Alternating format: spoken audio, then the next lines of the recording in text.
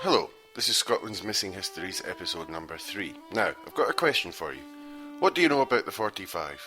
A doomed but romantic mission led by an Italian midget buffoon, which all ended in failure and finished with a sort of Scottish civil war, in which pro-Union Scots fighting for the Redcoats massacred the Jacobite Catholic Scots.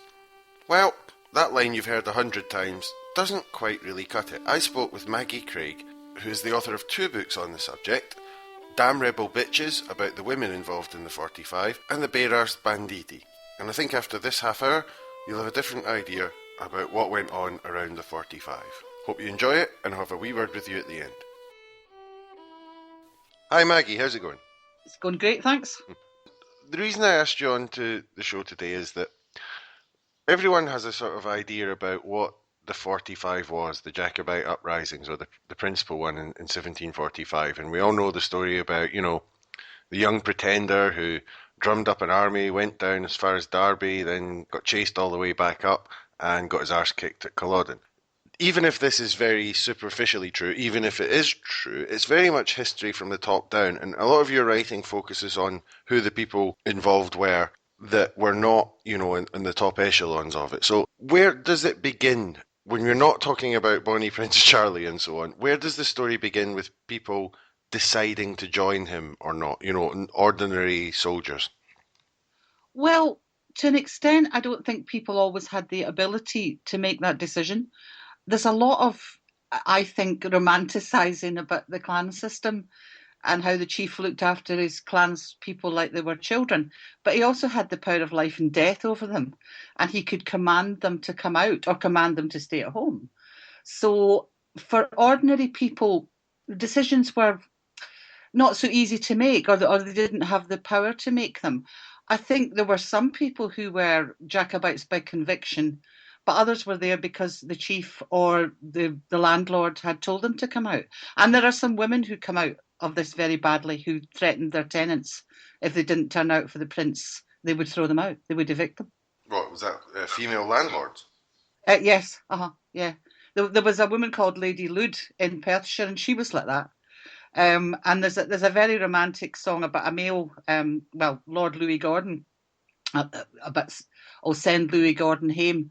But I've met people in Aberdeenshire who remember that their ancestors were told by Louis Gordon, "Come with me or I'll burn your cornfield and your family will starve."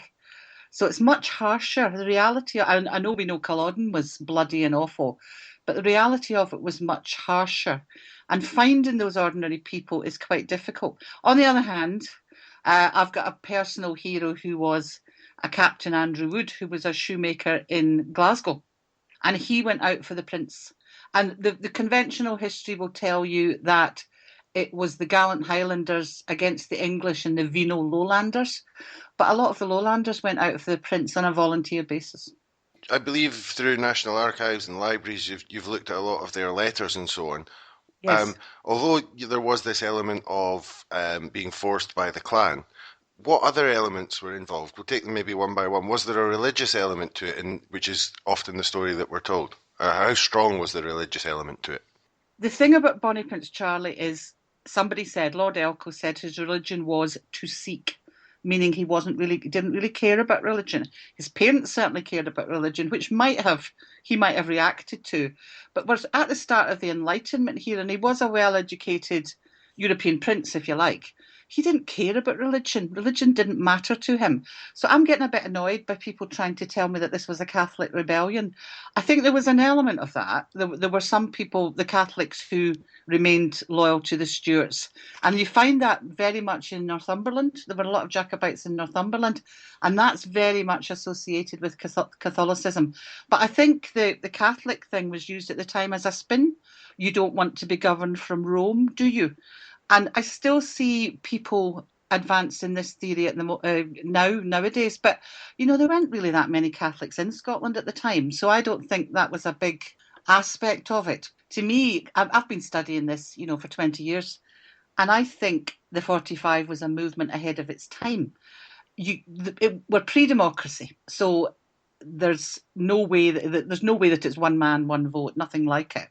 So I think it was a kind of rainbow coalition, and people joined Charlie because they wanted regime change, because the government in London was corrupt and was giving, it was all jobs for the boys. So there was So all it's a sorts of, challenge. yeah, absolutely. It's very similar, actually. If you look at the 18th century government and you look at what purports to be 21st century government, we seem to be going backwards, don't we? Uh, So there's all these elements, and there's people. I think there was this sort of start of people saying it's contradictory because Bonnie Prince Charlie believed in the divine right of kings. It suited him. He was autocratic, but he was several times reminded that freeborn Britons, and they did say Britons and not Scots, freeborn Britons could not be ordered about like that. That the subjects agreed to be governed. You know this thing about the unicorn having the chain around its neck, mhm. because the kings and queens of Scotland governed by consent of the people. So I think there was all sorts of people joined the prince for all sorts of reasons. I don't mean to imply that everybody was forced out. There were people who saw it as an opportunity for change. So there's a religious element and there was a political element. And Yes. you mentioned there the Enlightenment values. Was that in the movement for change, or would the government in London be considered more of a Enlightenment values, or what was happening in Scotland more of I, Enlightenment values? I I think remember the Voltaire quote: "For all our ideas about civilization, we look to Scotland." Yes, I think I would have to say that the sort of the Enlightenment would not have been pro-Jacobite because they would have seen it as Catholic, and they saw the Catholic Church as being the hinderer of the Enlightenment. And there was this guy called Francis Hutcheson who taught at Glasgow University, the never to be forgotten Hutcheson, and he has been to an extent. And he preached the rights, the duty of the citizen under a tyrannical government, that it was your duty to rebel. You couldn't just accept tyranny. And I think he would have seen Charlie as a tyrant because of this divine right of king's business. And that all gets mixed up with the Catholic stuff. But a lot of the Jacobites, that they're often portrayed as, just the hairy Highlanders, but there was loads of very sophisticated men in the Jacobite army, and they were interested in progress and planting trees and trying to get better agriculture and all that sort of thing. It is incredibly complex. For you, where does the story deviate most from the official story that we're all told? There's a couple of places now. This academic historians would shoot me down in flames for this. I don't think it was a civil war within Scotland. I think there were people in Scotland on both sides. I do tend to think it was an English Scottish conflict because a lot of people in Scotland were very sad about the union of the parliaments of 1707. And you'll know this story that when that was ratified, the bells of St Giles played "Why Am I So Sad on My Wedding Day?" Hmm. because that was ratified against the wishes of most of the Scottish people. And this Andrew Wood, whom I was talking about, it was customary to write a dying speech, and his dying speech quoted Glencoe, which was sort of within living memory at that stage, was addressed to his fellow Scots and said, "All you ever fought for is gone." So he was definitely in the Jacobite army because he saw it as a way of ending the Union. One of the battle cries was prosperity to Scotland and no Union. They thought Scotland could govern herself on her own. How surprising. And have a better country. So I think that's a big deviation. But the party line now is that it was a civil war. The thing that really annoys me is people keep saying, "Oh, there was more Scots fighting under Cumberland than there were on Charlie's side." And that's not right. I've done the maths. So there certainly were some Scottish people in the Red Coat Army. Damn few Englishmen in Charlie's army. A few volunteers. That's it. I worked it out that this is disputed, but it's kind of 5,000 on the Jacobite side and 9,000 on the government side. And I worked out there was possibly about 1,500 Scots on the government side. If you look at their lists, you'll see an awful lot of names that look very Irish. And there was a lot of recruiting in Ireland from different regiments because regiments were based in Ireland because that was a way to make your living to sign up. So Was it sort of economic conscription or forced conscription? economic, Hmm. absolutely economic. And in those days, people had huge families, so a lot of men went for a soldier. So that thing about the more on the government side, I see people kind of correcting it. I wrote this up in Bare-arsed Banditti, and again, if you look for the Englishmen on, can I say the Scottish side? Hmm. It's very few. There's very few of them. A few from the north of England was inclined to be Jacobite, not just Northumberland, but Lancashire and what we now call the Lake District, Cumberland and Westmoreland. And there was a Manchester regiment, but they were largely left behind at Carlisle, so they weren't actually at Culloden. The other thing that I think where one would deviate from the traditional or the conventional view is Bonnie Prince Charlie himself.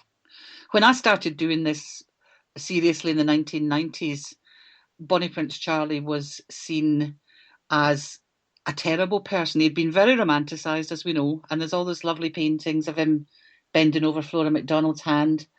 And then it went to debunking that he was stupid, and crass, and the people who followed him were stupid. And I personally think that's a bit of the Scottish cringe coming in. Hmm. How could we have been so daft as to follow this Italian popinjay?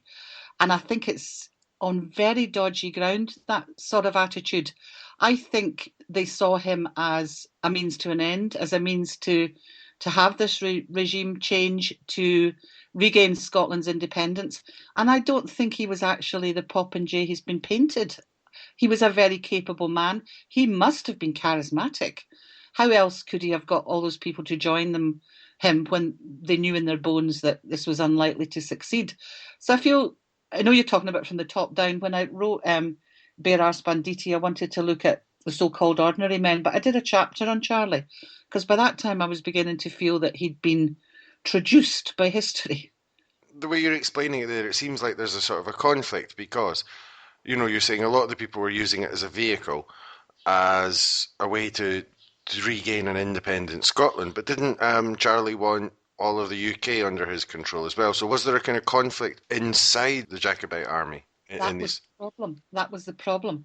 And you know this big what if they had stayed in Edinburgh and just secured Scotland? The history could have been very different. Charlie absolutely wanted London. He really wanted London.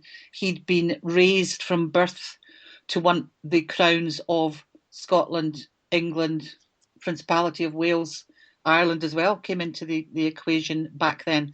And there were furious arguments. There was councils of war held, and the Scottish chiefs, to their credit, I would say, said, let's stay in Edinburgh, let's secure Scotland. But he was determined to go south. And I guess because there still was that deference to him as a prince, as they saw him, then they followed him. But I think they all knew in their bones that it wasn't going to work.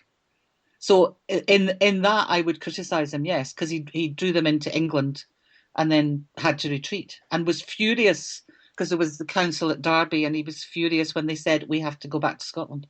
We can't go on to London. I had read that with his other commander, I forget the name for the moment, but they had began to argue before the end of it all quite badly. That's Lord George Murray, yes. Yeah. There were personalities came into it as well. There was John William O'Sullivan, who wrote a diary of the Year of the Prince, and he and Lord George Murray were at odds with each other. And there was also somebody who really fits the bill of a Highland hero, who was John Roy Stewart, whom I've written up in fiction as well. And he was one of the Council of War, but he was excluded from some of the councils because he was a Catholic. He came from Strathspey, and people said it won't look good to say that the Catholics are whispering in your ear.